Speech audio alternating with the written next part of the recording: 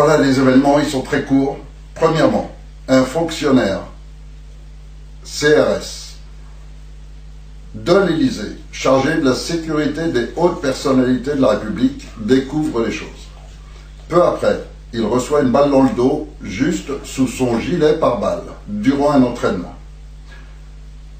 Je passe les commentaires, chacun peut les imaginer, pour que la balle rentre juste par hasard sous le gilet pare-balles, etc., etc. Bon, chacun peut imaginer les commentaires nombreux qui peuvent suivre. En tous les cas, il survit à l'accident, mais les 3 tentatives de meurtre qui suivent lui font comprendre qu'il ne s'agissait pas d'un accident.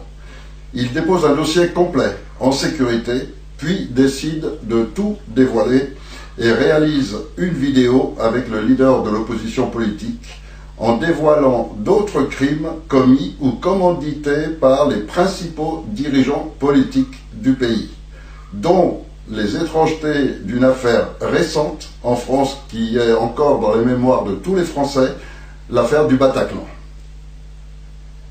Le lendemain, il est arrêté et placé en garde à vue, puis transféré dans un hôpital psychiatrique par décision administrative, en l'occurrence par le préfet.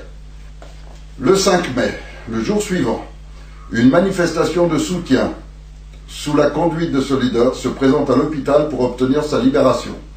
L'hôpital est bouclé, barricadé, fermé par des barrières, au point que même des gens qui étaient venus voir leurs patients ne peuvent plus rentrer, et mis sous la protection des collègues de ce fonctionnaire. Ces collègues commencent à se poser de vraies questions sur la légitimité des ordres qu'ils reçoivent, et nous le font savoir. D'autres appels, alors ça je le dis à part de ce qui va apparaître dans les articles, d'autres appels ce même jour, d'autres personnes dans la même situation que lui, qui eux aussi sont témoins ou savent des choses sur différentes anomalies, meurtres et escroqueries et réseaux pédocriminels, différentes affaires, nous communiquent qu'ils sont prêts eux aussi à parler. Donc, en l'occurrence, le gouvernement a tenté immédiatement de donner un exemple pour faire comprendre à tout le monde qu'il faut absolument se taire. Et donc, Marc Granier, pour l'instant, sert d'otage à ce gouvernement pour faire taire tous ceux qui voudraient parler à leur tour.